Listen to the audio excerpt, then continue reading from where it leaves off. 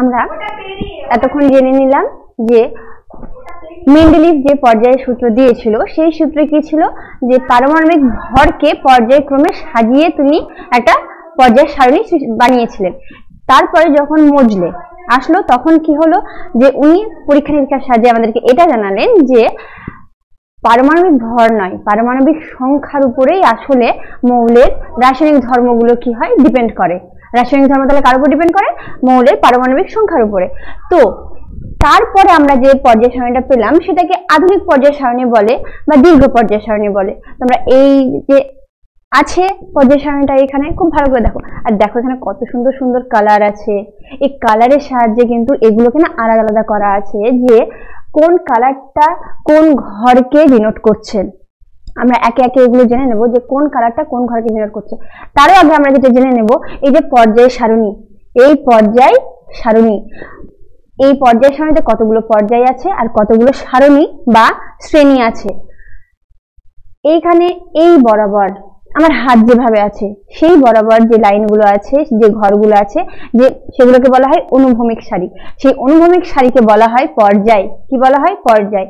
আর এবার আমার হাত যেভাবে আছে, এইবার আমার হাত যেভাবে আছে দেখো একদম লম্বা ভাবে আছে, তো এই বরাবর যে ঘরগুলো আছে উল্লম্ব সারি যেগুলো আছে সেগুলোকে বলা হয় শ্রেণী বা গ্রুপ। তো কতগুলো শ্রেণী আছে আর কতগুলো পর্যায় আছে। দীর্ঘ পর্যায় সারণীতে 7টি পর্যায় আছে আর 18টি শ্রেণী আছে। কটি শ্রেণী আছে? 18টি শ্রেণী আছে। এই শ্রেণীগুলোর এক একটা শ্রেণীর এক এক রকমের নাম আছে, পর্যায়গুলোরও তাই। এই পর্যায়গুলোর ভিত্তিতে যে মানে মৌলের যতগুলো ধর্ম আছে, ভৌত ধর্ম বা রাসায়নিক ধর্ম আছে, সেগুলো কি করে পরিবর্তিত হয়, শ্রেণী বরাবর কি করে পরিবর্তিত হয়, সেগুলো আমরা আস্তে আস্তে জেনে নেব। এই দেখো এই বরাবর যেগুলো আছে সেগুলোকে বলা হয় কি? শ্রেণী বা গ্রুপ।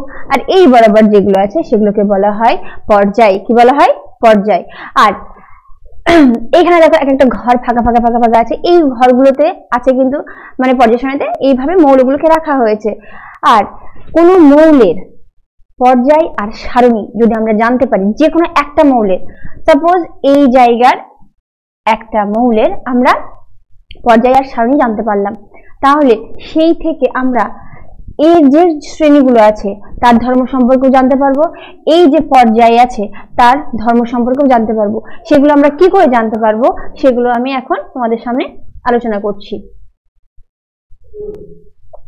পরমাণুতে আগেই আমি বললাম যে পরমাণুতে যে রাসায়নিক ধর্মগুলো দেখা যায় সেগুলো কিভাবে দেখা যায়? সেগুলো দেখা যায় তাদের পরমাণু ক্রমাঙ্ক অনুসারে। আর পরমাণু ক্রমাঙ্ক মানে প্রোটন সংখ্যা, প্রোটন সংখ্যা মানে কি? ইলেকট্রন সংখ্যা। তো এই যে ইলেকট্রন সংখ্যা আর ইলেকট্রন বিন্যাস ঘটে, এক একটা পরমাণুর ইলেকট্রন বিন্যাস এক এক রকমের হয়। এই ইলেকট্রন বিন্যাসের সাহায্যেই আমরা বলে দিতে পারবো যে পর্যায় সারণীতে কোন মৌল কোন পর্যায়ে আছে আর কোন শ্রেণীতে আছে। যদি যদি Na সোডিয়াম, এর পরমাণু ক্রমাঙ্ক কত গো? 11। জানো এটা তোমরা? কত? 11। এই 11কে যদি আমরা, এটাই তাহলে তার কি হলো? ইলেকট্রন সংখ্যা। ইলেকট্রন বিন্যাস করি তাহলে কি পাই? 2 8 1 পাই তো। এই যে 2 8 1 পেলাম, তাহলে একটা কক্ষ, দুটো কক্ষ, তিনটে কক্ষ। এই যে তিনটে কক্ষ ইলেকট্রনের এতে Na একটা, দুটো, তিনটে, তাহলে এর পর্যায় কত হবে? পর্যায় হবে 3।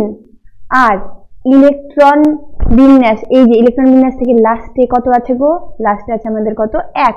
তাহলে শ্রেণী হবে 1। কি হবে? 1। শ্রেণী হবে 1। তাহলে তোমরা বুঝতে পারলে যে কোন পরমাণুর যে ইলেকট্রন বিন্যাস তার সাহায্যেই আমরা বলে দিতে পারবো সেই মৌলটি পর্যায় সারণীর কোন পর্যায়ে আর কোন শ্রেণীতে অবস্থান করছে।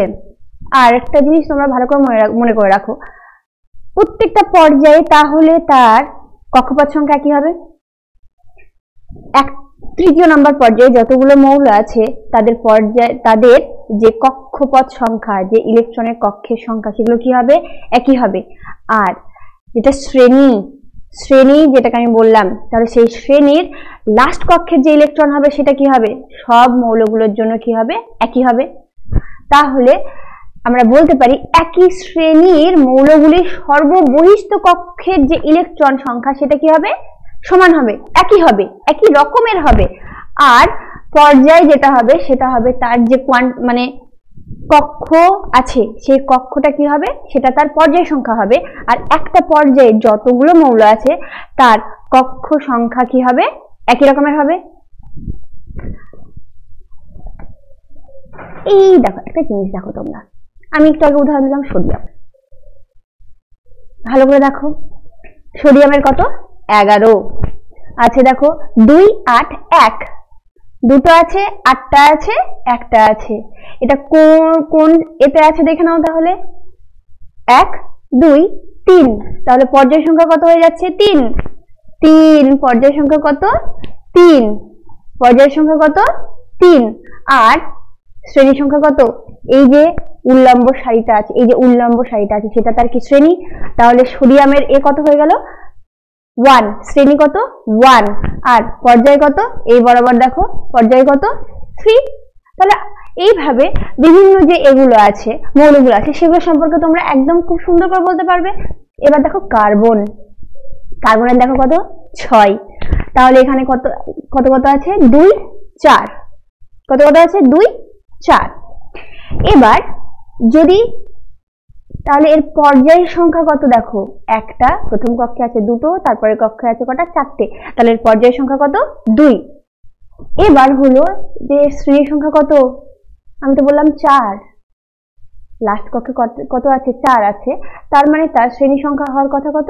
4। এবার যেটা হলো যে 4, সেটা যখন মেন্ডেলের পর্যায়ে ছিল, মেন্ডেলের পর্যায়ে সূত্র ছিল, সেই টাইমে আমরা খুব নিশ্চিন্ত মনে বলে দিতে পারতাম সেটা হবে কত? 4। এখন আমরা যেটা দেখব সেটা হলো কত? আধুনিক পর্যায় সারণী। কি সারণী? আধুনিক পর্যায় সারণী। মেন্ডেলের পর্যায় সারণীতে শ্রেণী সংখ্যা ছিল 8টি। কটি? 8টি। কিন্তু এখন আমাদের কটি হয়েছে? 18টি।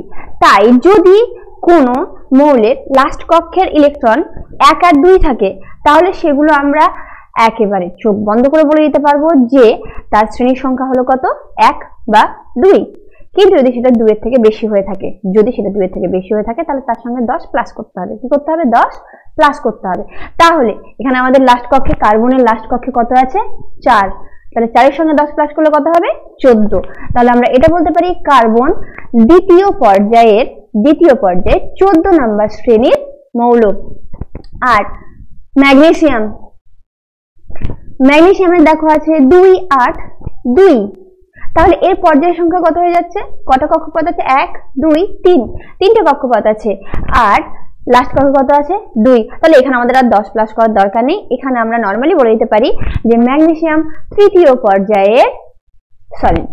পর্যায়ে 2 নম্বর শ্রেণীতে অবস্থান করছে। তৃতীয় পর্যায়ে 2 নম্বর শ্রেণীতে অবস্থান করছে। এইভাবে তোমরা যতগুলো মৌল আছে সব মৌলেরই তাদের পর্যায় আর শ্রেণীর অবস্থান নির্ণয় করতে পারবে। আর পর্যায় আর শ্রেণীর অবস্থান যদি নির্ণয় করতে পারো, তাহলে তার সঙ্গে আর কোন কোন মৌলের কি কি ধর্ম মিল আছে, আদার্স ধর্মের সঙ্গে কি অমিল আছে, পার্থক্য আছে, সেগুলো সম্পর্কে তোমরা জানতে পারবে।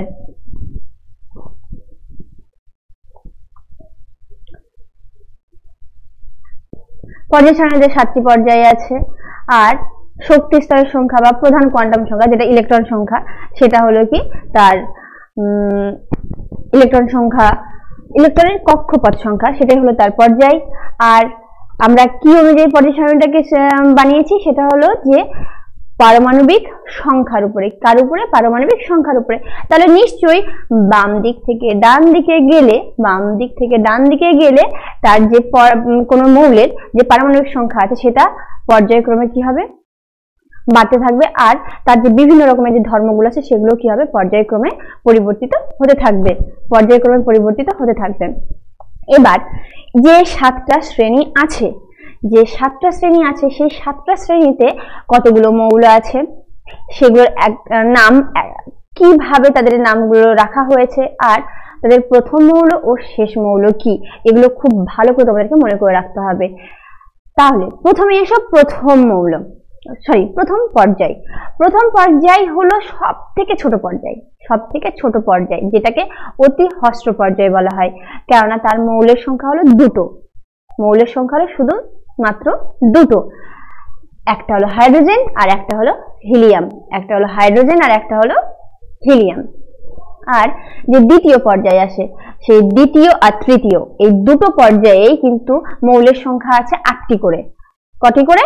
8টি করে। আর চতুর্থ আর পঞ্চমে আছে 18টি করে, আর ষষ্ঠ আর সপ্তমে আছে 32টি করে। কটি করে? 32টি করে। তাহলে প্রথমে হলো 2, তারপরে হলো 8 8, তারপর 18 18, তারপর 32 32, 2 8 8 18 18 32 32। তাহলে আশা করছি তোমাদের এক একটা পর্যায়ে কতগুলো মৌল আছে সেগুলো নিয়ে আর কোনো প্রবলেম হবে না। এবার নামগুলো কি রাখা হয়েছে। প্রথমটা সব থেকে ছোট, তাহলে তার নাম কি হলো অতি হ্রস্ব পর্যায়। তারপরে দুটোতে কি ভাবে আছে, 2 আর তৃতীয়তে মানে সেকেন্ড আর থার্ডে আছে 8টা 8টা করে, তার নাম হলো হ্রস্ব পর্যায়। 4 আর 5-এ আছে কি 18টা করে, তাই এগুলো হলো দীর্ঘ পর্যায়। 8 6 আর 7 এখানে আছে 32টি করে, এটা হলো অতি দীর্ঘ পর্যায়। আর একটা জিনিস এখানে তোমরা মনে করে রাখবে, এই 7 নাম্বার যে পর্যায়টা আছে সেটাকে অনেক সময় অসম্পূর্ণ পর্যায় বলা হয়। কি পর্যায় বলা হয়? অসম্পূর্ণ পর্যায়।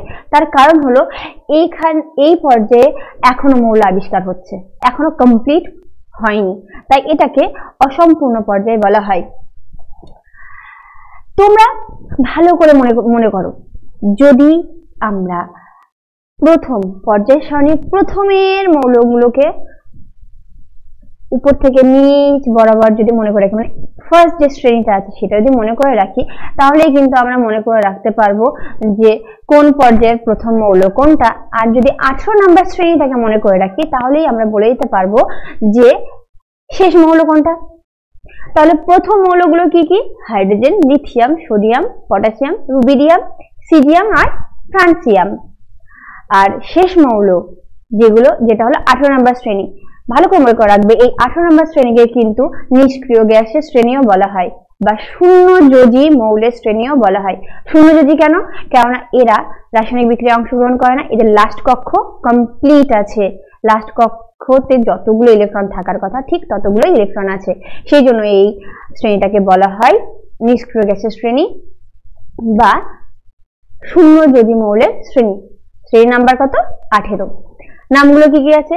হিলিয়াম, নিয়ন, আর্গন, ক্রিপ্টন, জেনন, রেডন। আর সব লাস্ট যেটা আছে সেটা হলো অর্গানেশন। কি আছে? অর্গানেশন। আবার আমি বলে দিচ্ছি, তাহলে প্রথম পর্যায়ের প্রথম মৌল হলো হাইড্রোজেন আর শেষ মৌল হলো হিলিয়াম। দ্বিতীয় পর্যায়ের প্রথম মৌল হলো লিথিয়াম, শেষ মৌল হলো নিয়ন। তৃতীয় পর্যায়ের হলো সোডিয়াম, শেষ মৌল হলো আর্গন। চতুর্থ পর্যায়ের প্রথম হলো পটাশিয়াম, শেষ হলো ক্রিপ্টন। আর পঞ্চম পর্যায়ের হলো রুবিডিয়াম, শেষ হলো জেনন। ষষ্ঠর হলো কি? সিজিয়াম আর রেডন। আর সপ্তম পর্যায়ে হলো ফ্রান্সিয়াম আর ওগাসন।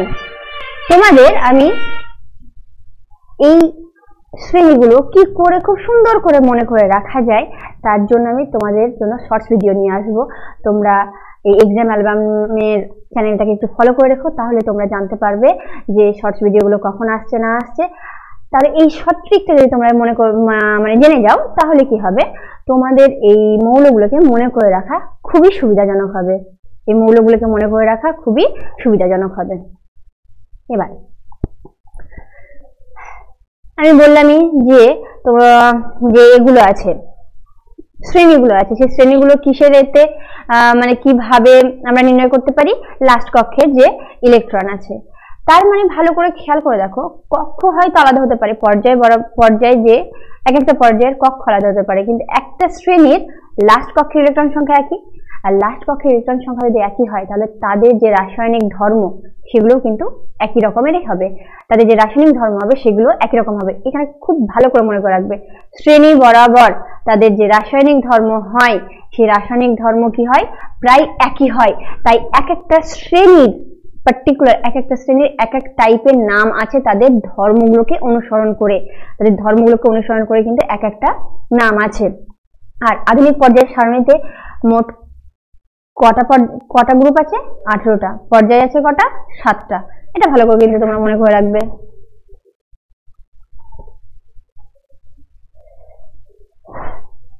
আমি এই যে বললাম যে এক একটা শ্রেণীর এক এক রকমের নাম আছে। প্রথম শ্রেণী দিয়ে চলে এসো। প্রথম শ্রেণীর যে নাম, প্রথম শ্রেণীর নাম হলো ক্ষার ধাতু। প্রথম শ্রেণীর নাম কি? ক্ষার ধাতু। তার কারণ কি? তার কারণ হলো লাস্ট কক্ষে কটা করে ইলেকট্রন আছে? লাস্ট কক্ষে ইলেকট্রন আছে একটা করে। লাস্ট কক্ষে কটা করে ইলেকট্রন আছে? একটা করে। আর এই একটা করে ইলেকট্রন থাকার জন্য তারা ভীষণভাবে সক্রিয়, রাসায়নিক বিক্রিয়া করবে। রাসায়নিক বিক্রিয়া করবে, রাসায়নিক মানে ইলেকট্রন কি করবে? একটা ইলেকট্রন আছে তাই ইলেকট্রন সে ত্যাগ করে দেবে, ত্যাগ করে দিয়ে সে ক্যাটায়নে পরিণত হবে। আর এতটাই রাসায়নিকভাবে সক্রিয় হবে যে সাধারণত মৌল হিসেবে তাদেরকে আর আমরা মুক্ত অবস্থায় পাবো না, তাদেরকে যৌগ হিসেবে পাবো। সেই জন্যই এটাকে কি বলা হবে? ক্ষার ধাতু বলা হবে। দ্বিতীয় নম্বর শ্রেণীটাকে বলবো আমরা ক্ষারীয় মৃত্তিকা ধাতু। কি? ক্ষারীয় মৃত্তিকা ধাতু। এদেরও গুণগুলো ক্ষারেরই মতো, কেননা এদের লাস্ট কক্ষে যে ইলেকট্রন সেটার সংখ্যা কত হবে? 2 হবে। আর কিন্তু এগুলোকে আমরা ভূপৃষ্ঠে বেশি পরিমাণে পাই, সেই কারণের জন্য এটাকে আমরা কি বলি? ক্ষারীয় মৃত্তিকা ধাতু।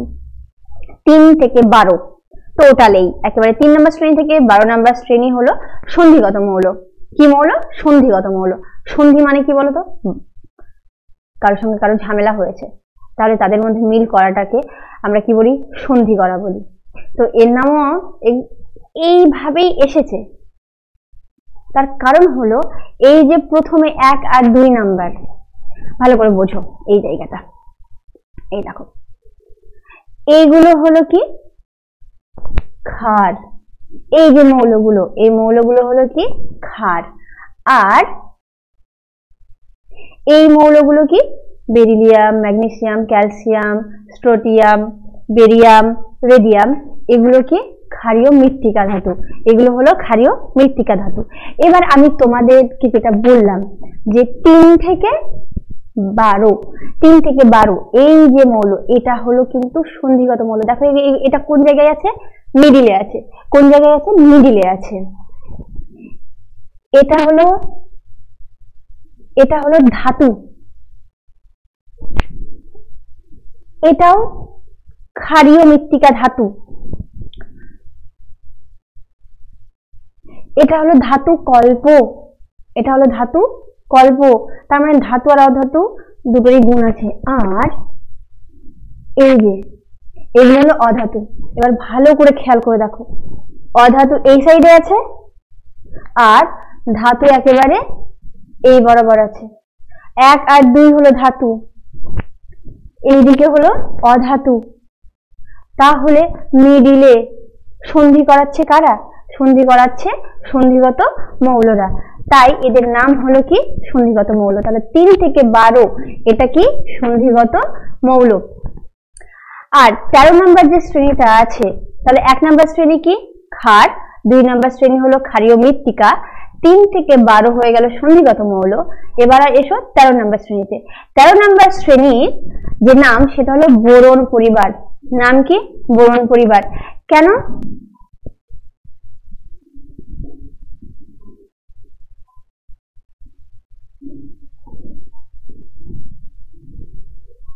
এইখানে দেখো ভালো করে, প্রথমেই কে আছে? প্রথমে আছে বোরন। এটা হলো 13 নম্বর শ্রেণী। এর প্রথমেই কে আছে? বোরন। তাহলে এর নাম হলো কি? বোরন পরিবার। তাহলে আবার দেখো এখানে যে 14 নম্বর শ্রেণী আছে, তাহলে এর নাম কি দেবো আমরা? কার্বন পরিবার। এইখানে যে প্রথমেই কি আছে? নাইট্রোজেন, তাহলে এটা হলো কি? নাইট্রোজেন পরিবার। এখানে প্রথমে কি আছে? অক্সিজেন, তাহলে এর নাম কি? অক্সিজেন পরিবার। এবার দেখো এখানে আছে কি? F, fluorine. এটাকে আর ফ্লুরিন পরিবার বলি না, এটার একটা পার্টিকুলার নাম হলো হ্যালোজেন। হ্যালোজেন শ্রেণী। এই শ্রেণীটা তোমাদের খুব ভালো করে মনে করে রাখতে হবে। ফ্লুরিন, ক্লোরিন, ব্রোমিন, আয়োডিন, এই নামগুলো না খুব ভালো করে তোমাদেরকে মনে করে রাখতে হবে। আর লাস্টে যেটা 18 নম্বর শ্রেণী, তোমাদেরকে আমি আগেই বলে দিলাম 18 নম্বর যে শ্রেণী তার নামটা কি, নিষ্ক্রিয় গ্যাস বা নোবেল গ্যাসের শ্রেণী। নিষ্ক্রিয় গ্যাস বা নোবেল গ্যাসের শ্রেণী। হাইড্রোজেন যে নাইট্রোজেন যে পরিবারটা আছে তাকে অনেক সময় নিক্টোজেনও বলা হয়, আর অক্সিজেন যে পরিবার আছে সেটাকে চালকোজেনও বলা হয়। কি বলা হয়? চালকোজেন। বোরনের প্রথমে কে আছে? বোরন। কার্বনের প্রথমে আছে কার্বন। নাইট্রোজেনের প্রথমে আছে নাইট্রোজেন। আর হ্যালোজেনের প্রথমে আছে কে, চালকোজেনের প্রথমে আছে অক্সিজেন। আর হ্যালোজেনের প্রথমে আছে কে? ফ্লুরিন। আশা করছি তোমাদের আর এগুলোকে মনে করে রাখতে আর কোনো রকমের কোনো সমস্যা হওয়ার কথাই নয়। তাহলে কি, আবার আমি মনে করিয়ে দিচ্ছি, আবার আমি বলে দিচ্ছি। প্রথম 1 নাম্বার হলো ক্ষার, 2 নাম্বার হলো ক্ষারীয় মৃত্তিকা, 3 থেকে 12 এটা হলো সন্ধিগত মৌল, মানে কি ধাতু আর অধাতুর মধ্যে কি করেছে? সন্ধি করিয়েছে, তাই তাদের নাম হলো কি? সন্ধিগত মৌল। 13 নম্বর শ্রেণীর প্রথমে আছে কি? বোরন, তাই তার নাম হলো বোরন পরিবার। 14 নম্বরের প্রথমেই আছে কার্বন, তাই তার নাম হলো কি? কার্বন পরিবার। আর 15 নম্বরের প্রথমে আছে কে? নাইট্রোজেন, তাই নাম হলো নিক্টোজেন পরিবার। আর 16 নম্বরে হলো অক্সিজেন, তাই তার নাম কি হলো? চালকোজেন।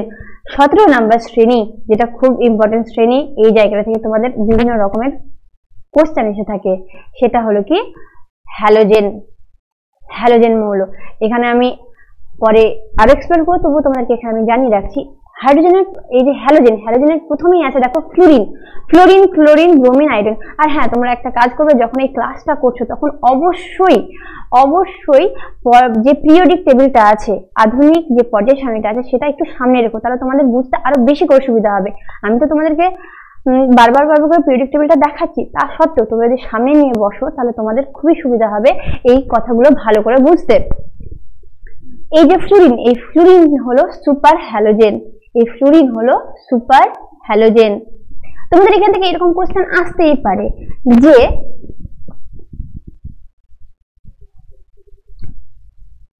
ব্রোমিন, ব্রোমিন মৌল বা এটা কোন শ্রেণীর অন্তর্গত? আর এটি কোন শ্রেণীর অন্তর্গত এটা আসতে পারে, তার পাশাপাশি এটাও আসতে পারে যে কোন পরিবারের অন্তর্গত। ফ্লুরিন পরিবার, কিন্তু সেটা ফ্লুরিন পরিবার তার নাম নয়, তার আমরা নাম কি দিয়ে রেখেছি? হ্যালোজেন।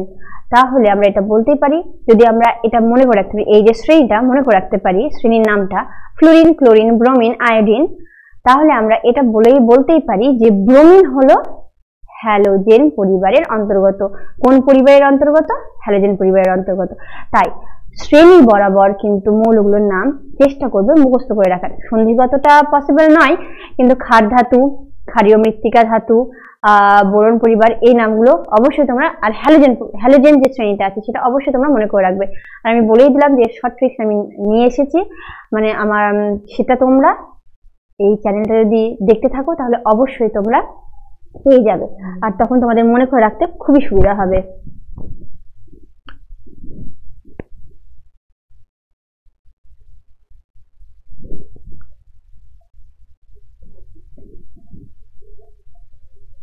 এই দেখো, এটা হলো কি প্রথম যে আমাদের শ্রেণীটা আছে 1 নম্বর শ্রেণী।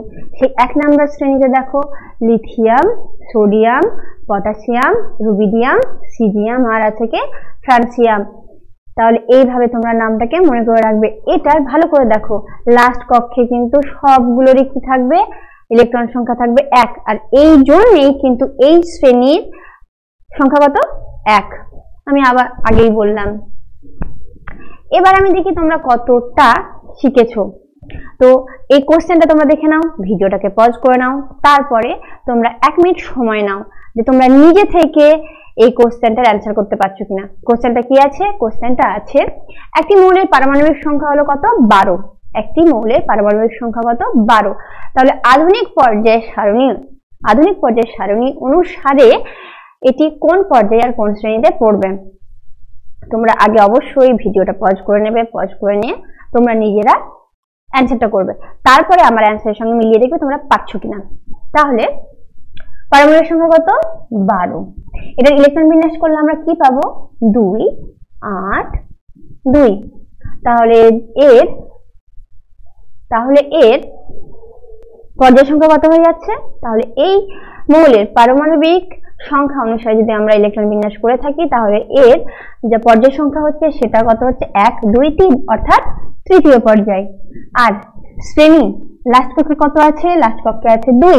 আমি বলেই দিয়েছিলাম যে আধুনিক পর্যায় সারণী অনুযায়ী যদি কোনো মৌলে লাস্ট কক্ষের ইলেকট্রন সংখ্যা 1 আর 2 থাকে তাহলে আমাদের যেটা আছে সেটাই হবে, অর্থাৎ শ্রেণী সংখ্যা হয় 1 হবে বা 2 হবে। এর যেহেতু লাস্ট কক্ষে 2 আছে তাই এর শ্রেণী সংখ্যা কত হবে 2।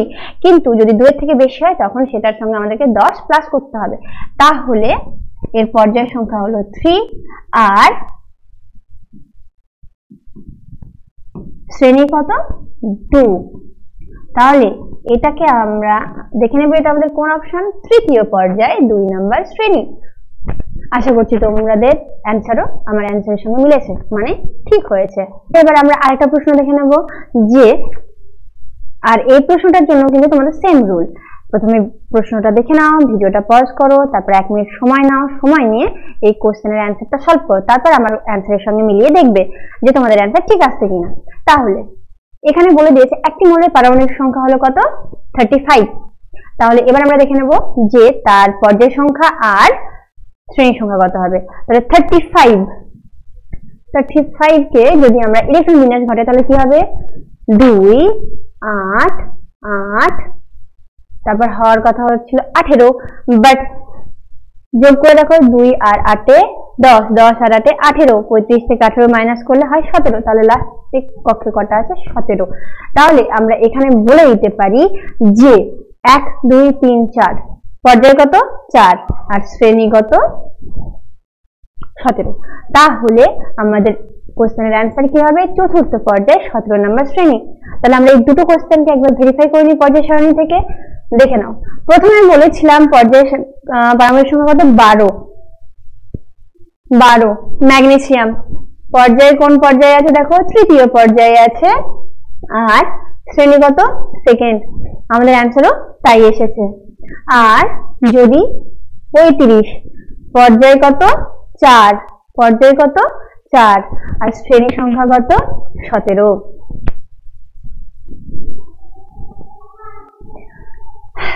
এবার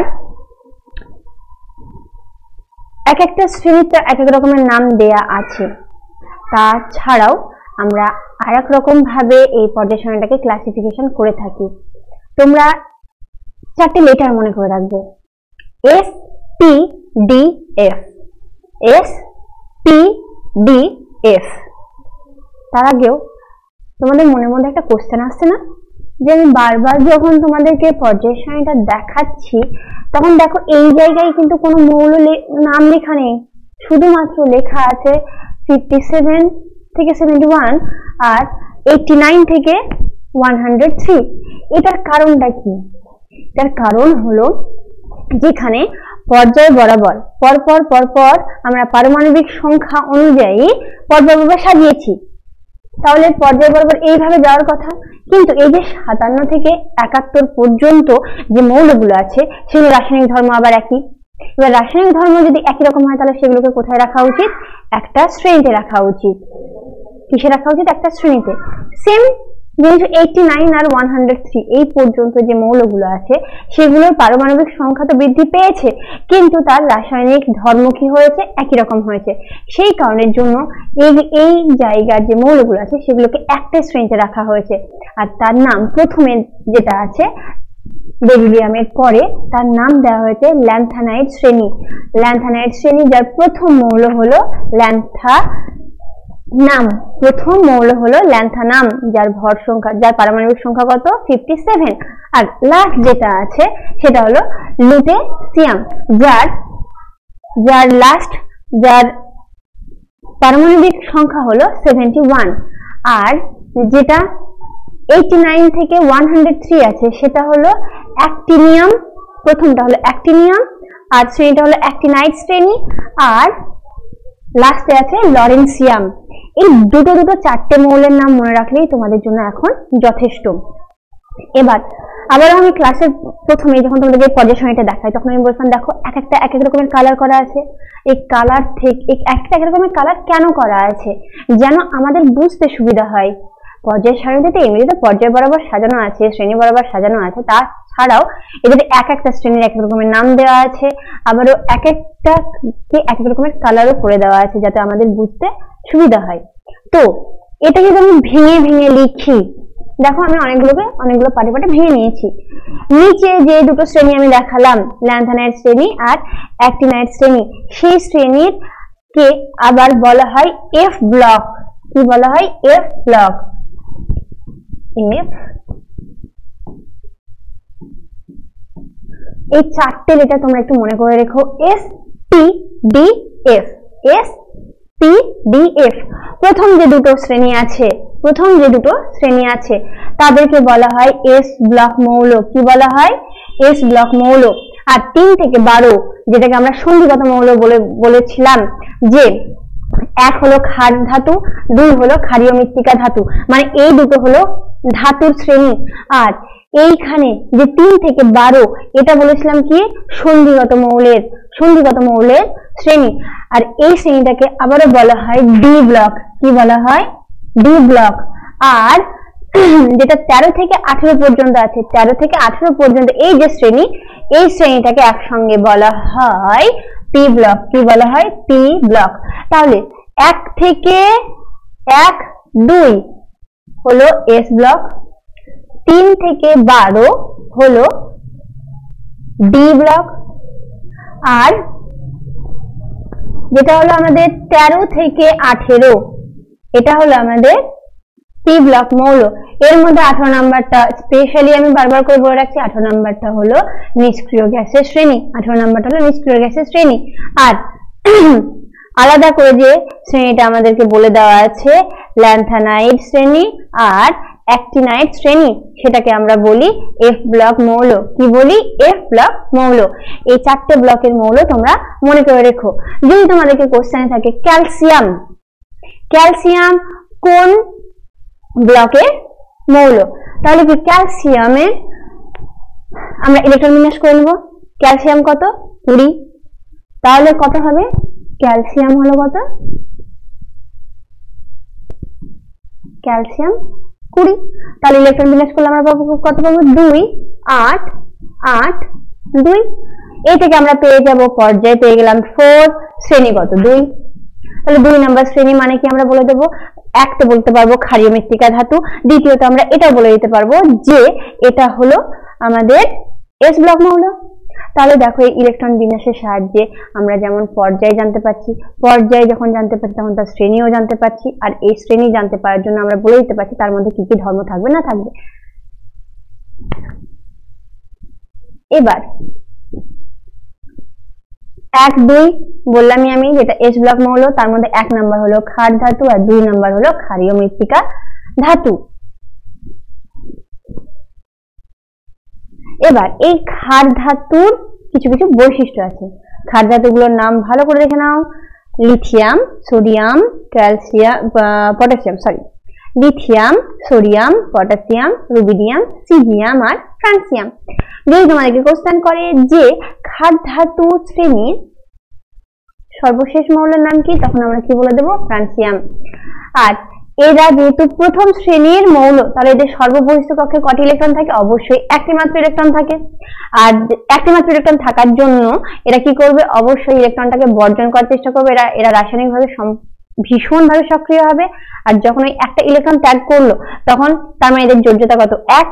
আর এরা ক্যাটায়নে পরিণত হবে, মানে ধনাত্মকে পরিণত হবে। তাহলে এরা একটি ইলেকট্রন ত্যাগ করে একটি ধনাত্মক আয়নে পরিণত হয়। এটা অত্যন্ত সক্রিয় হওয়ার জন্য এদেরকে মুক্ত অবস্থায় সাধারণত পাওয়া যায় না। আর এরা বিভিন্ন মৌলের সঙ্গে রাসায়নিক বিক্রিয়ায় অংশগ্রহণ করে। এরা হাইড্রোজেনের সঙ্গে রাসায়নিক বিক্রিয়া করে ধাতুর হাইড্রাইড গঠন করে।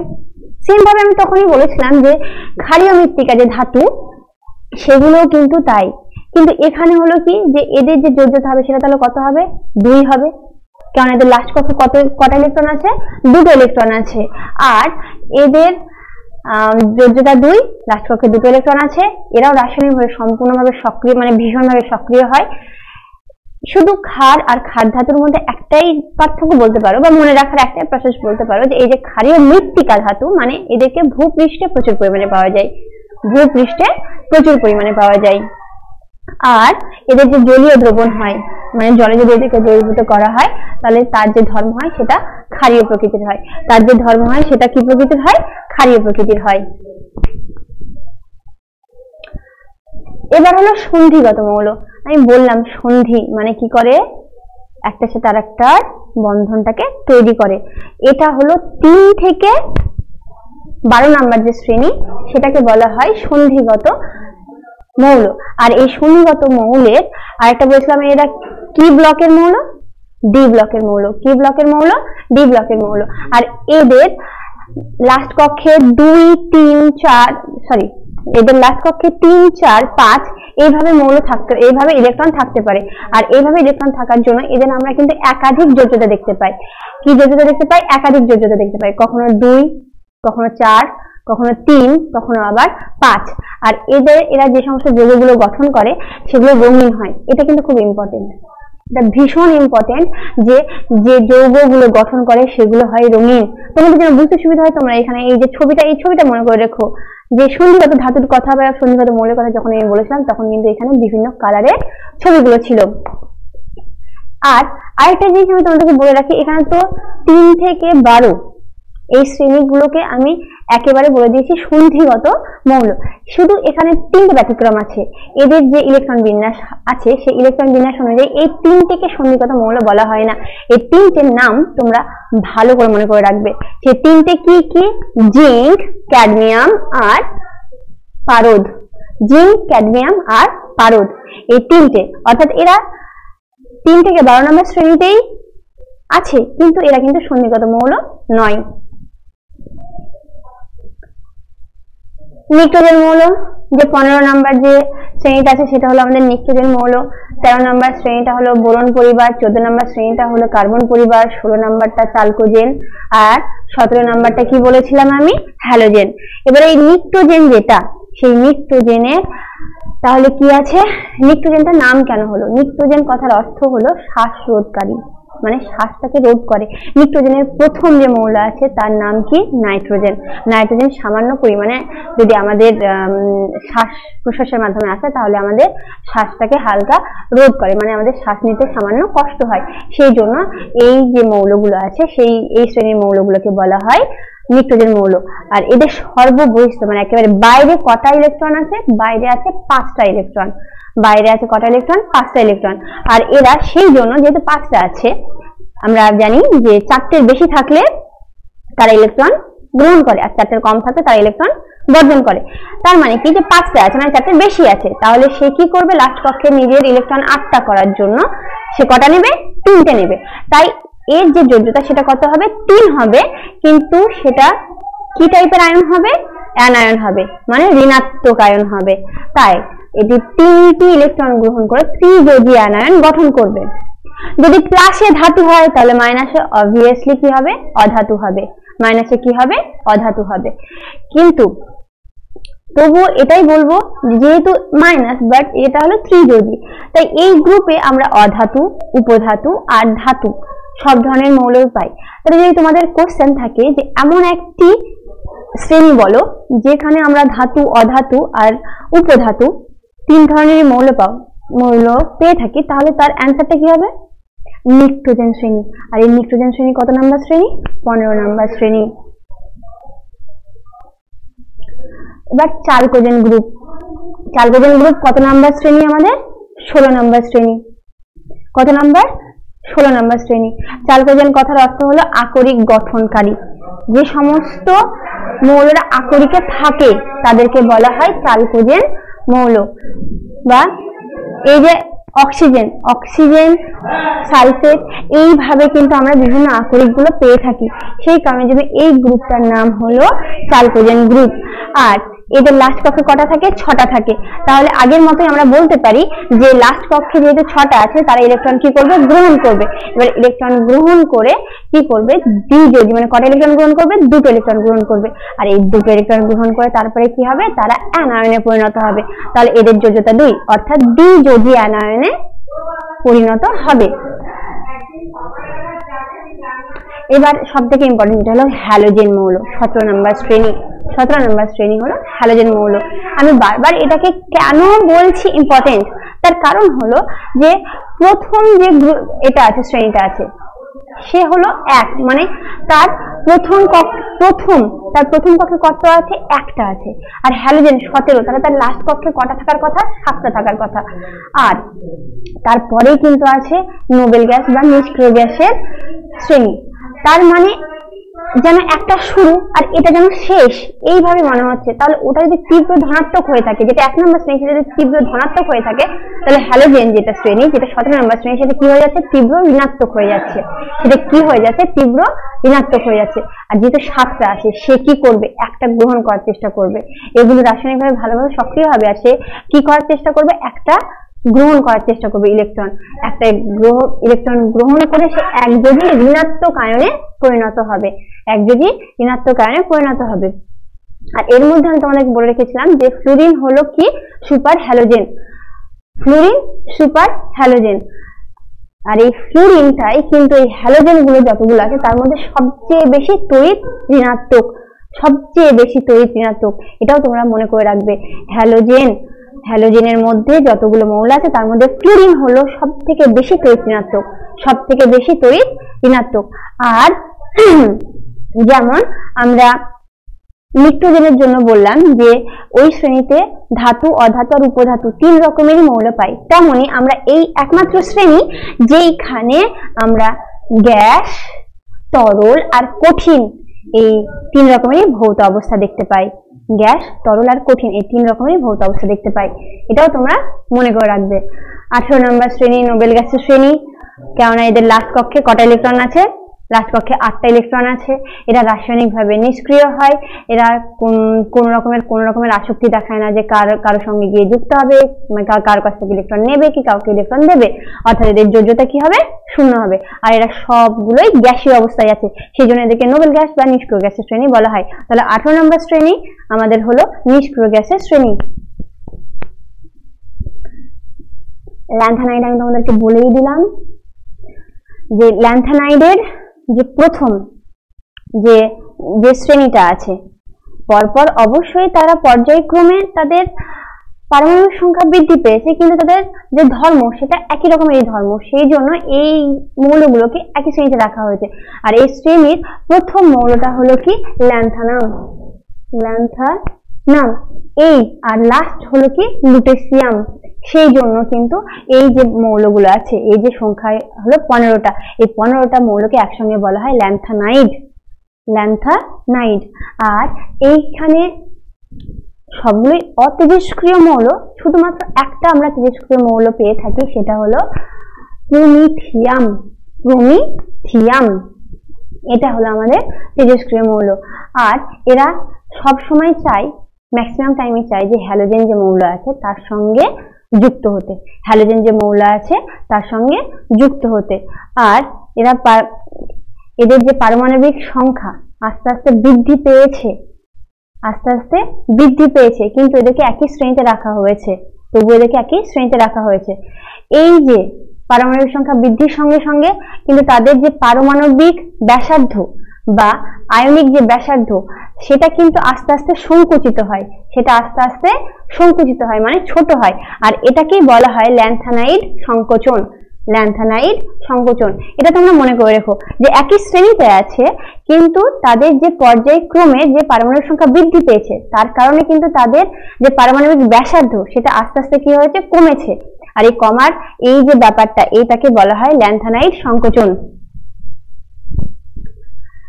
ল্যান্থানাইড বলার পাশাপাশি তখনই আমি তোমাদেরকে অ্যাক্টিনাইড কথাটাও বলে দিয়েছিলাম যে সেই শ্রেণীতেও কিন্তু সেম ভাবেই যে একই টাইপেরই, একই রকমেরই, একই রাসায়নিক ধর্ম বিশিষ্ট মৌলগুলো আছে, কিন্তু তাদের যে পর্যায়ক্রমে তাদের কিন্তু পারমাণবিক সংখ্যা আস্তে আস্তে কি হয়েছে, বৃদ্ধি পেয়েছে।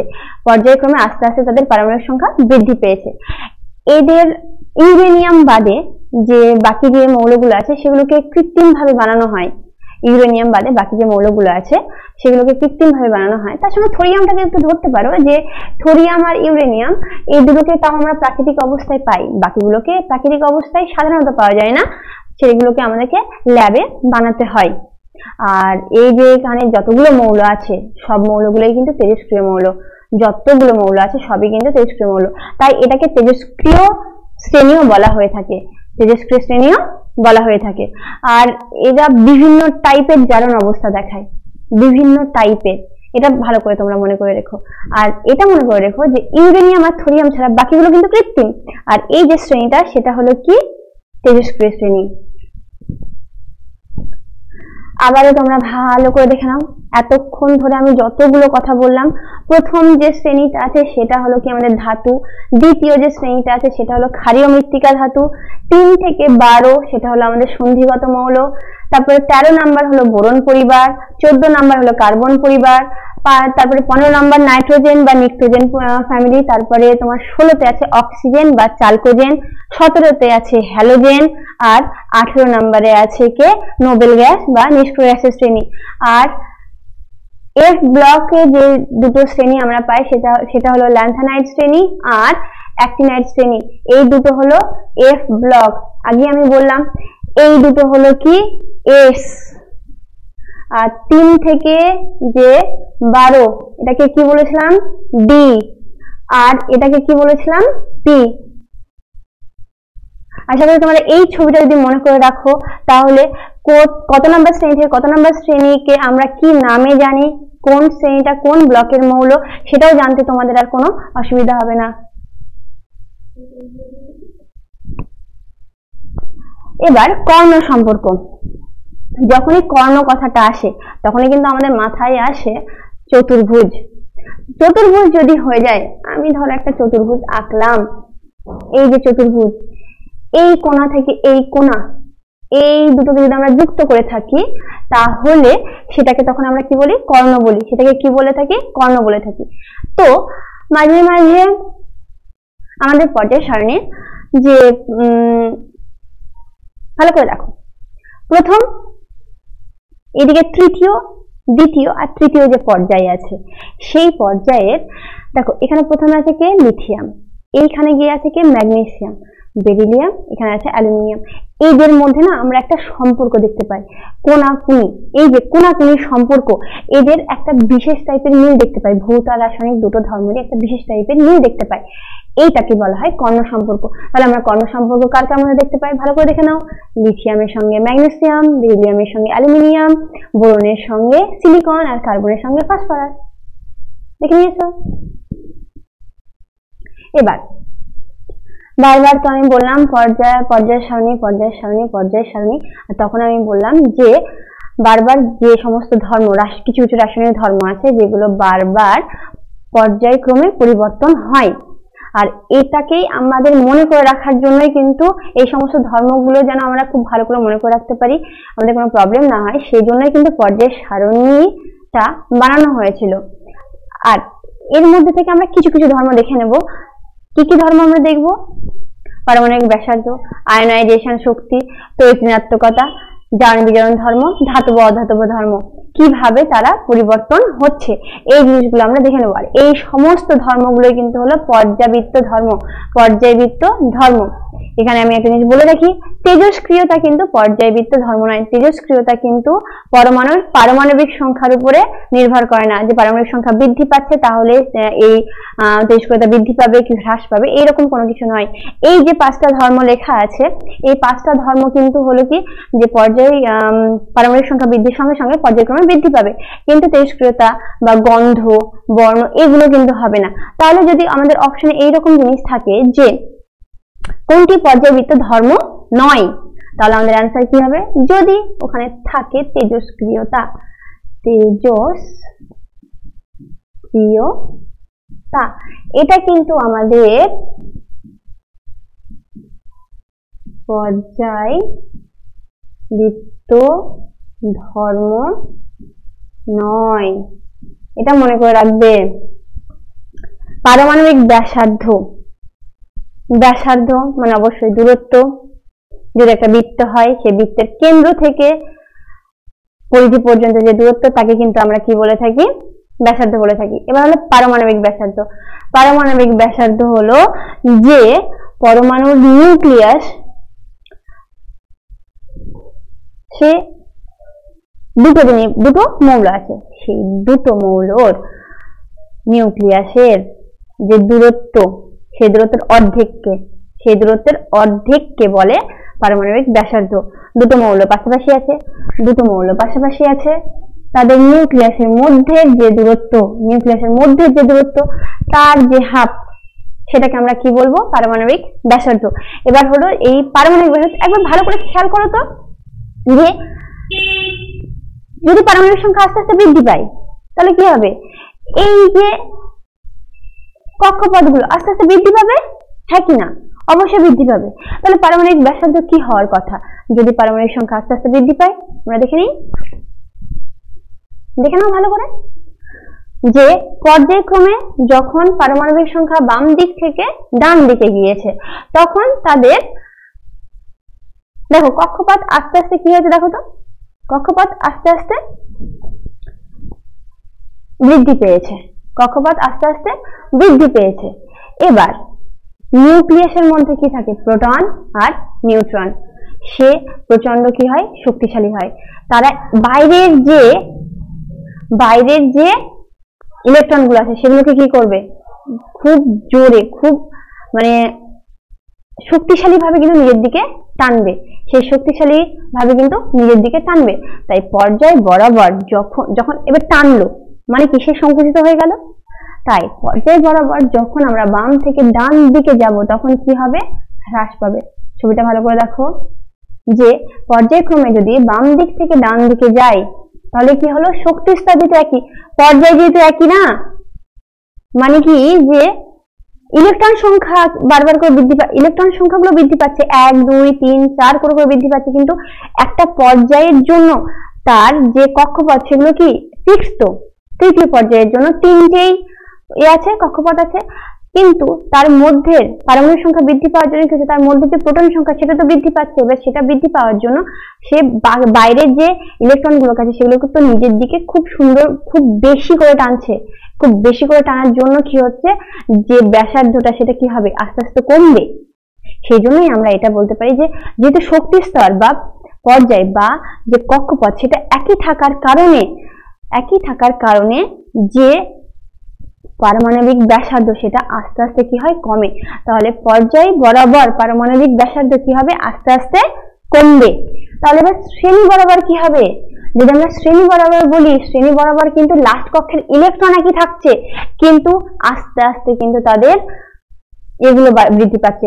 বাইরের যে কক্ষপথ, সেগুলো কিন্তু বৃদ্ধি পাচ্ছে। প্রথম পর্যায়ের জন্য কক্ষপথ সংখ্যা কত? 1। দ্বিতীয় পর্যায়ের জন্য কক্ষপথ সংখ্যা 2। তৃতীয় পর্যায়ের জন্য কিন্তু 3, আর চতুর্থের জন্য কিন্তু 4। যখন আমরা শ্রেণী বরাবর করছি, শ্রেণী বরাবর লাস্ট কক্ষে একটাই আছে, কিন্তু এই যে চেঞ্জ গুলো তো পর্যায়, এটা হচ্ছে না 1 2 3 4, এটা তো 4টে পর্যায়ে আছে। তার মানে কি যে প্রথমটার জন্য একটা আছে, বাইরে কক্ষপথে একটা কক্ষপথ আছে, দ্বিতীয়টার জন্য 2টো কক্ষপথ আছে, তৃতীয়র জন্য 3টে আছে, আর চতুর্থের জন্য 4টে আছে। তাহলে অবশ্যই শ্রেণী বরাবর উপর থেকে যদি আমরা নিচের দিকে যাই, তাহলে পারমাণবিক ব্যাসার্ধ কি হবে? আস্তে আস্তে বৃদ্ধি পাবে। পারমাণবিক যে ব্যাসার্ধ, সেটা আস্তে আস্তে কি হবে? বৃদ্ধি পাবে। দেখো খুব সুন্দর করে এখানে দেখানো হয়ে গিয়েছে। উপর থেকে নিচের দিকে এসেছে, দেখো আস্তে আস্তে বৃদ্ধি পেয়েছে, আর এই দিক থেকে এই দিকে গিয়েছে, দেখো আস্তে আস্তে কি হয়েছে? কমেছে। দেখো খুব সুন্দর করে এখানে বোঝানো গিয়েছে। এবার আয়নাইজেশন শক্তি। কি? আয়ন কিভাবে গঠিত হয়?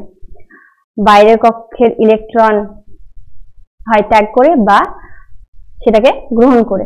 তো যখন কোনো পরমাণু ভূমিস্তরে থাকে, মানে নিষ্ক্রিয় অবস্থায় থাকে, তখন যদি একটা ইলেকট্রনকে তার বাইরের কক্ষপথ থেকে অপসারণ করতে, মানে সে বাইরের কক্ষপথ থেকে যদি একটা ইলেকট্রনকে ত্যাগ করে, সে ত্যাগ করার জন্য যে ন্যূনতম শক্তি আমাদেরকে দিতে হয়, যে ন্যূনতম শক্তি আমাদেরকে দিতে হয় সেটাই হলো সেই পরমাণুর আয়নাইজেশন শক্তি। একটা ইলেকট্রনকে বাইরের কক্ষপথ থেকে বের করার জন্য, অর্থাৎ তাকে ধনাত্মক আয়নে পরিণত করার জন্য যতটুকু পরিমাণে আমাদেরকে শক্তি দিতে হয় সেটাই হলো সেই পরমাণুর আয়নাইজেশন শক্তি। এবার পর্যায় বরাবর এর পরিবর্তন কি করে হবে আর শ্রেণী বরাবর এর পরিবর্তন কি করে হবে দেখে নি। যেহেতু শক্তি, সো এর একক আছে, এর একক হলো ইলেকট্রন ভোল্ট আর জুল বা কিলোজুল। তাহলে তোমরা এর যে আয়নাইজেশন শক্তির যে একক সেটা কি ইলেকট্রন ভোল্ট বা কিলোজুল প্রতি মোল, পার মোল, কিলোজুল পার মোল, কিলোজুল পার মোল। তাহলে এই যে পর্যায় বরাবর আগে আমরা বললাম কি পারমাণবিক ব্যাসার্ধ কি হয়ে যাচ্ছে, পারমাণবিক ব্যাসার্ধ আস্তে আস্তে হ্রাস পাচ্ছে।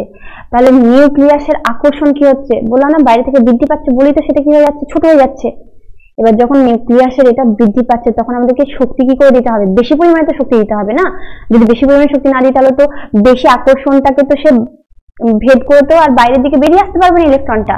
সেই জন্য পর্যায় বরাবর যদি আমরা বাম দিক থেকে ডান দিকে যাই, যেহেতু পারমাণবিক আকার হ্রাস পাচ্ছে সেই জন্য বলতে পারি আমরা যে আয়নাইজেশন শক্তি কি হচ্ছে, বৃদ্ধি পাচ্ছে।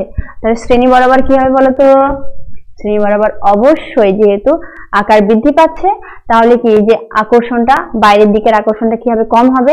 তাহলে তাকে কম পরিমাণ শক্তি দিতে হবে, আর কম পরিমাণ শক্তি দিতে হলে তাহলে তার আয়নাইজেশন শক্তি কি হবে, কম হবে। তাহলে আমরা দুটো ধর্ম জেনে নিলাম, প্রথমত পারমাণবিক ব্যাসার্ধ, দ্বিতীয়ত হলো আয়নাইজেশন শক্তি। এবার আমরা আসবো তড়িৎ ঋণাত্মকতা। দেখে নাও এখানে যে যদি আমরা বাম দিক থেকে ডান দিকে যাই তাহলে আমাদের আয়নাইজেশন শক্তি বৃদ্ধি পায় আর উপর থেকে নিচে আসলে হ্রাস পায়। এবার যেটা হলো যে আমাদের হিলিয়াম আর সিজিয়াম এই দুটো মৌল আছে, হিলিয়াম আর সিজিয়াম। সিজিয়াম কোথায় আছে বলতো, প্রথমে একেবারে লাস্টের উপরের দিকে, একেবারে যখন আমরা ক্ষার ধাতু শ্রেণীটাকে পড়েছিলাম তখন কি ছিল, হাইড্রোজেন, লিথিয়াম, সোডিয়াম, পটাশিয়াম, তারপরে ছিল hydrogen, lithium, sodium, potassium, rubidium, caesium আর ফ্রান্সিয়াম। দেখো যখন আমি এই বরাবর আসছি তখন পারমাণবিক আকার কি হয়েছে, বৃদ্ধি পেয়েছে। এই বরাবর যখন যাচ্ছিলাম তখন পারমাণবিক আকার হ্রাস পেয়েছে। তাহলে আমরা বলতে পারি সিজিয়ামের পারমাণবিক আকার সব থেকে বেশি। কেন এখানে সিজিয়াম বলছি, কেন এখানে ফ্রান্সিয়াম বলছি না, অ্যাকচুয়াল হলো ফ্রান্সিয়ামটাকে আমরা সাধারণত মুক্ত অবস্থাতে পৃথিবীতে পাই না, সেই জন্য আমরা সিজিয়ামকে বলছি। কিন্তু যদি তোমাদের অপশনে সিজিয়াম না থাকে, যদি ফ্রান্সিয়াম থাকে তাহলে অবশ্যই ফ্রান্সিয়াম দেবে, আর যদি সিজিয়াম আর ফ্রান্সিয়াম থাকে তাহলে অবশ্যই তোমরা ফ্রান্সিয়াম দেবে। আর এই এখানে ভালো করে দেখে নাও, এই যে হিলিয়াম, তাহলে হিলিয়ামের আকার কি হবে, সব থেকে ছোট হবে। এই জন্য আমি তোমাদেরকে বললাম যে হিলিয়াম আর সিজিয়াম এটা তোমরা ভালো করে মনে করে রাখো যে হিলিয়ামের কি হলো যে, এবার তাহলে এটা যখন আমি বললাম পারমাণবিক আকার হিসেবে, এবার যদি আমি আয়নাইজেশন শক্তি বলি, পারমাণবিক আকার আর আয়নাইজেশন শক্তি ভালো করে দেখো অপোজিট ছিল।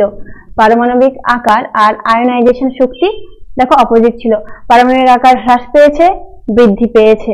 তাহলে এবার কি যে সিজিয়ামের যদি পারমাণবিক আকার সব থেকে বেশি হয় তাহলে এর আয়নাইজেশন শক্তি কি হবে, সব থেকে কম হবে। আর হিলিয়ামের যদি পারমাণবিক আকার সব থেকে বেশি হয়ে থাকে, সব থেকে কম হয়ে থাকে, তাহলে এর আয়নাইজেশন শক্তি কি হবে, সব থেকে বেশি হবে। তা সত্ত্বেও আবার আরেকটা জিনিস যে তোমরা জানো যে নোবেল গ্যাস যেটা হয় সেটা কি মানে কোনোভাবে রাসায়নিক বিক্রিয়ায় অংশগ্রহণ করে না। তাই লাস্ট পক্ষে যতগুলো ইলেকট্রন ততগুলো ইলেকট্রন ওরা মানে কমপ্লিট আছে, কমপ্লিট আছে, সেটা কারো কাছ থেকে নেবেও না, কাউকে দেবেও না। তো হিলিয়াম তো নিষ্ক্রিয় গ্যাসের মধ্যে পড়ছে, সে তো রাসায়নিকভাবে তাকে সক্রিয় করে তুলতেই তো বেশি পরিমাণে শক্তি দিতে হবে। তারপর সে লাস্ট কক্ষ থেকে ইলেকট্রনটা বাইরে বের করবে। আর তাতে একটাই কক্ষ আছে, সেই কক্ষে দুটো আছে, সেই একটাই যে কক্ষ আছে তার মধ্যে তো ইলেকট্রন যে দুটো আছে সেই দুটোকে তো নিউক্লিয়াস খুব টাইট ভাবে আটকে রাখবে, সেই জন্য তার যে আয়নাইজেশন শক্তি সেটা কি হবে, বেশি হবে। সিজিএম এর ক্ষেত্রে তাই, যেহেতু আকারটা বড়, তার লাস্টের কক্ষে যে ইলেকট্রনটা থাকবে সেটাকে নিশ্চয়ই অত টাইটলি নিউক্লিয়াস আটকে রাখবে না, সেই জন্য সামান্য পরিমাণে শক্তি দিলে কি হয়ে যাবে, সিজিএম থেকে ইলেকট্রন বাইরে বেরিয়ে যাবে। তাই সিজিএমের যে আয়নাইজেশন শক্তি সেটা কি কম। এখানে দেখো কিছু দেওয়া আছে, শ্রেণী বরাবর আর পর্যায় বরাবর। পর্যায় বরাবর আস্তে আস্তে দেখো বৃদ্ধি পেয়েছে, শ্রেণী বরাবর আস্তে আস্তে কম হয়েছে। সিজিএমের দেখো আর সরি এখানে নিয়ন নেই, নিয়ন তো উপরে থাকার কথা, এই জায়গায় নিয়নের থেকেও তো হিলিয়ামের আরো বেশি হওয়ার কথা না, কেননা নিয়নের উপরে এখানে কিন্তু আছে হিলিয়াম। এবার হলো তড়িৎ ঋণাত্মকতা। তড়িৎ ঋণাত্মকতাটা কি? তড়িৎ ঋণাত্মকতা হলো বন্ধন দুই প্রকারের হয়, তড়িৎযোজী বন্ধন আর সমযোজী বন্ধন। আমরা জানি যে সমযোজী বন্ধনে দুজনেই ইলেকট্রন দেয়, দিয়ে বলে চলো আমরা সমানভাবে দুজনেই ব্যবহার করব। কিন্তু এখানে একটা সমস্যা হয়ে যায়, একজনের হয়তো গায়ের জোর বেশি আছে, একজনের গায়ের জোর কম আছে। যার গায়ের জোর বেশি আছে সে কি বলবে, না দুজনেই ব্যবহার করবো কিন্তু আমি একটু বেশি ব্যবহার করব। আর একজন কি, তার তো গায়ের জোর কম আছে, সে তখন কি হয়ে যাবে যে না ঠিক আছে চলো আমি মেনে নিচ্ছি তুমি বেশি করে ব্যবহার করো। তার মানে এটাই যে সমযোজী বন্ধনে আবদ্ধ থাকা অবস্থাতে কোনো মৌল যদি সেই ইলেকট্রন জোরকে, বন্ধনের যে ইলেকট্রন জোর সেটাকে যদি নিজের দিকে বেশি করে টানে, সেই যে আকর্ষণ করার যে ক্ষমতা সেটাকেই বলা হয় তড়িৎ ঋণাত্মকতা। সেটাকে কি বলা হয়, তড়িৎ ঋণাত্মকতা। দেখো বেশি করে টেনেছে ওইদিকে, তার মানে কি এই মৌলের তুলনায় বি মৌল বেশি তড়িৎ ঋণাত্মক, এই মৌলের তুলনায় বি মৌল বেশি তড়িৎ ঋণাত্মক। বোঝা গেল ব্যাপারটা? এবার সমযোজী বন্ধন। সমযোজী বন্ধনে হাইড্রোজেন আর ক্লোরিন দুজনেই আবদ্ধ হয়েছে, হাইড্রোজেন আর ক্লোরিন দুজনেই আবদ্ধ হয়েছে। যে এবার হলো দেখো হাইড্রোজেনের লাস্টে দুটো আছে আর ক্লোরিনের লাস্টে কটা আছে, ক্লোরিন মানে হলো 17, 17 হলে লাস্ট কত থাকবে 2, 8, 7। আর হাইড্রোজেনের কত আছে, হাইড্রোজেনের লাস্ট কক্ষে আছে একটা। তাহলে এরা এই একটা আর এই একটা, এভাবে ওই হাইড্রোজেন আর ক্লোরিন বন্ধন সৃষ্টি করেছে। দেখো এবার ওইখানে দেখো ক্লোরিন কিন্তু বেশি পরিমাণে টেনে নিয়েছে ইলেকট্রন জোড়গুলোকে, ক্লোরিন কিন্তু বেশি পরিমাণে ইলেকট্রন জোড়গুলোকে টেনে নিয়েছে। তাহলে এখানে আমরা বলতে পারি যে হাইড্রোজেনের তুলনায় ক্লোরিন হলো বেশি তড়িৎ ঋণাত্মক। তোমরা হ্যালোজেন মৌল যখন পড়লে তখন আমি তোমাদেরকে একটা কথা বললাম, সেটা হলো যে ফ্লুরিন হলো সুপার হ্যালোজেন, ফ্লুরিন হলো সুপার হ্যালোজেন। এর পাশাপাশি আরেকটা জিনিস তোমরা মনে করে রাখবে, ফ্লুরিন কিন্তু সবচেয়ে বেশি তড়িৎ ঋণাত্মক মৌল, ফ্লুরিন কিন্তু সবথেকে বেশি তড়িৎ ঋণাত্মক মৌল। সেটা কেন? তার কারণ হলো পর্যায় বরাবর যদি আমরা বাম দিক থেকে ডান দিকে যাই তাহলে তড়িৎ ঋণাত্মকতা বৃদ্ধি পায়, আর শ্রেণী বরাবর যদি আমরা উপর থেকে নিচের দিকে আসি তাহলে হ্রাস পায়। তার কারণটা কি? পারমাণবিক সংখ্যা যখন বৃদ্ধি পায়, পারমাণবিক সংখ্যা বৃদ্ধি পাওয়ার সঙ্গে সঙ্গে প্রোটন সংখ্যা কি হবে, বৃদ্ধি পাবে। প্রোটন সংখ্যা বৃদ্ধি পেলে বাইরের যে ইলেকট্রন গুলো আছে সেগুলো কি করবে, নিচের দিকে আকর্ষণ করবে, যেটা হলো পারমাণবিক ব্যাসার্ধ হ্রাসের কারণ। আর যখন এই পারমাণবিক ব্যাসার্ধ হ্রাস পাবে, ইলেকট্রনের প্রতি তার আকর্ষণ বেশি করে বাড়বে, ইলেকট্রনকে সে নিজের দিকে বেশি করে চাইবে, আকর্ষণ করছে তার মানে নিজের দিকে চাইবে। সেই কারণের জন্য যে এতটাই ছোট হবে যে বাইরের কক্ষের যে ইলেকট্রন গুলো আছে সেগুলোকে নিউক্লিয়াস কি করবে, নিজের দিকে আরো বেশি করে আকর্ষণ করবে। আর যখন বেশি করে আকর্ষণ করছে তার মানে কি বন্ধনের যে ইলেকট্রন আছে সেই আকর্ষণের টানে টানে সেই বন্ধনের ইলেকট্রন গুলো কিন্তু চলে আসবে, তাই তাদের তড়িৎ ঋণাত্মকতা কি হবে, বেশি হবে। সেম ভাবে শ্রেণীর জন্য সেম এক্সপ্লেনেশন, উপর থেকে নিচের দিকে যদি যায় তাহলে পারমাণবিক আকার কি হয়, বৃদ্ধি পায়। আর বৃদ্ধি পাওয়ার জন্য কিন্তু লাস্টের কক্ষের যে ইলেকট্রন গুলো আছে তাদের প্রতি টান, তার আকর্ষণ বল তার কম হবে। যদি তার সেটার প্রতি কম হয় তাহলে আর বন্ধনে যে ইলেকট্রন আছে তার প্রতি আর তার আকর্ষণ বল কি করে থাকবে। তাই এই জন্য আমরা বলতে পারি যে শ্রেণী বরাবর উপর থেকে নিচের দিকে গেলে কি হবে, হ্রাস পাবে। সেম ভাবে কি নিচ থেকে উপরের দিকে গেলে কিন্তু বৃদ্ধি পাবে। এবার এইখানে তোমরা দেখো ফ্লুরিনের এই জায়গাটা দেখো, যদি আমরা পর্যায় বরাবর বাম দিক থেকে ডান দিকে আসি, ফ্লুরিন এইখানে দেখো সব লাস্টে আছে। আবার যদি আমরা নিচ থেকে উপরের দিকে যাই তাহলে কিন্তু ফ্লুরিন এই উপরে আছে। তার মানে অবশ্যই ফ্লুরিন দুই দিক থেকে, পর্যায় বরাবর আবার শ্রেণী বরাবর, দুই দিক থেকে কিন্তু ফ্লুরিন হয়ে যাচ্ছে সব থেকে বেশি তড়িৎ ঋণাত্মক মৌল, সব থেকে বেশি। তাহলে ফ্লুরিন সম্পর্কে আমরা দুটো তথ্য জানতে পারলাম। ফ্লুরিন হলো ফার্স্ট সুপার হ্যালোজেন, ফ্লুরিন এক তো সুপার হ্যালোজেন,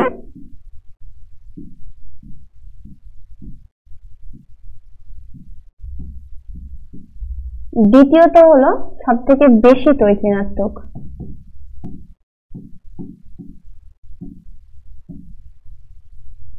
সব থেকে বেশি তড়িৎ ঋণাত্মক। তাহলে এই দুটো পয়েন্ট তোমরা মনে করে রাখবে। এই দুটো পয়েন্ট কিন্তু একটু মনে করে রেখো যে ফ্লুরিন হলো সুপার হ্যালোজেন আর সব থেকে বেশি তড়িৎ ঋণাত্মক।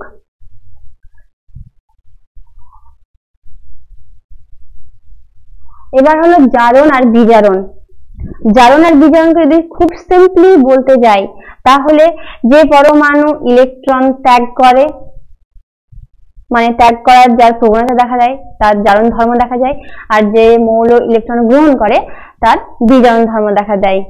যে মৌল পরমাণু ত্যাগ করে তার হলো জারণ ধর্ম। তাহলে প্রথমে একটা জিনিস বলো, প্রথম শ্রেণী যে মৌলগুলো আছে সেই প্রথম শ্রেণীর মৌলের লাস্ট কক্ষে কি আছে? একটা ইলেকট্রন আছে, সেই ইলেকট্রন ত্যাগ করবে নাকি গ্রহণ করবে? অবশ্যই সে ত্যাগ করবে, মানে তার জারণ ধর্ম কি হবে? আছে।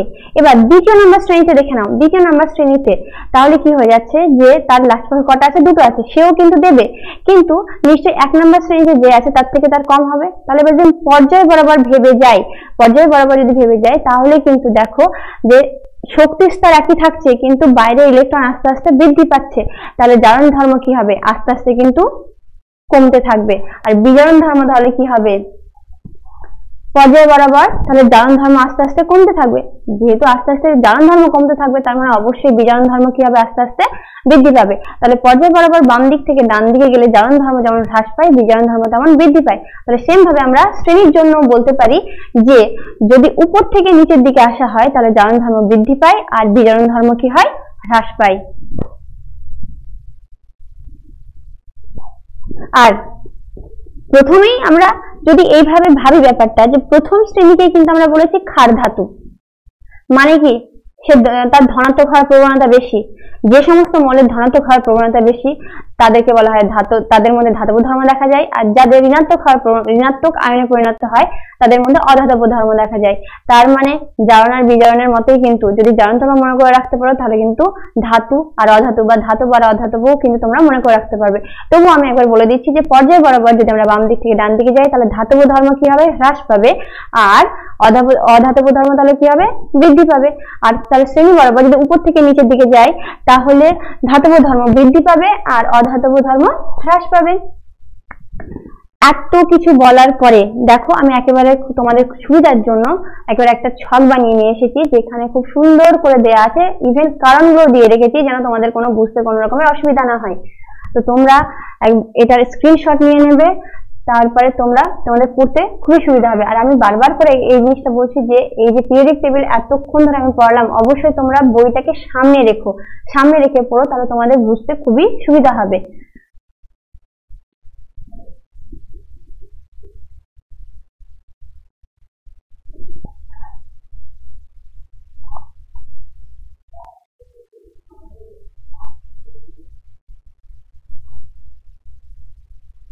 আর এত কিছু বলার পরেও আমি বারবার করে তোমাদেরকে এটা বলতে চাইছি যে লাস্টের যেটা 18 নাম্বার শ্রেণী সেটা তোমরা গুলিয়ে ফেলো না। সেই শ্রেণীটা কিন্তু নিষ্ক্রিয় গ্যাসের শ্রেণী।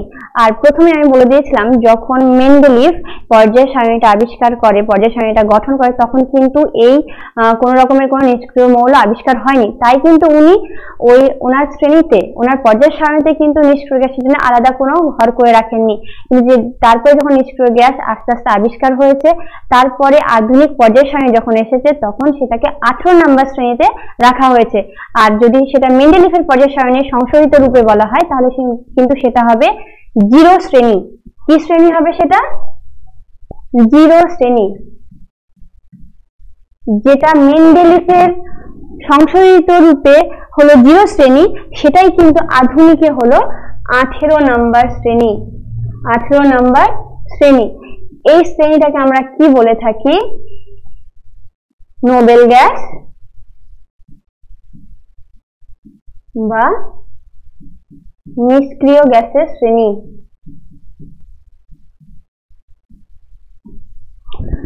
আশা করি এরপরে তোমাদের পর্যায় সারণীতে আর কোনো রকমের কোনো প্রবলেম থাকবে না।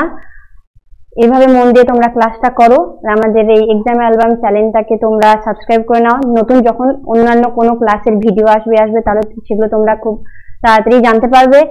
আর যারা তোমরা 2026-এর বিলিভার ব্যাচে এনরোল করতে চাইছো, নাম্বার আমি প্রথমেই দিয়ে দিয়েছিলাম, সেই নাম্বারটাতে তোমরা অবশ্যই কন্ট্যাক্ট করে নেবে। আর এক্সাম অ্যালবাম অ্যাপটা তোমরা ডাউনলোড করে নেবে। তো এই যে বিলিভার ব্যাচটা আছে সেই ব্যাচে তো আমি পড়াচ্ছি। তো তাছাড়া এইখানে যে সমস্ত 3টে ব্যাচ তোমরা দেখতে পাচ্ছ, এই 3টে ব্যাচ কিন্তু ইউটিউবে তোমরা ফ্রি ক্লাস করতে পারবে। তাই যত পারবে তত বেশি শেয়ার করো। আর বাকি যত তোমাদের গ্রুপ আছে, ফ্রেন্ড আছে, সব সার্কেলে তোমরা এই 3টের একে অবশ্যই তোমরা শেয়ার করে দেবে, যেন তাদেরও সুবিধা হয়। Thank you. তাহলে পরবর্তী ক্লাসে আবার তোমাদের সঙ্গে দেখা হবে। ফিজিক্যাল সায়েন্সের নতুন কোনো টপিক নিয়ে আমি আবারও তোমাদের ক্লাস নিতে চলে আসবো।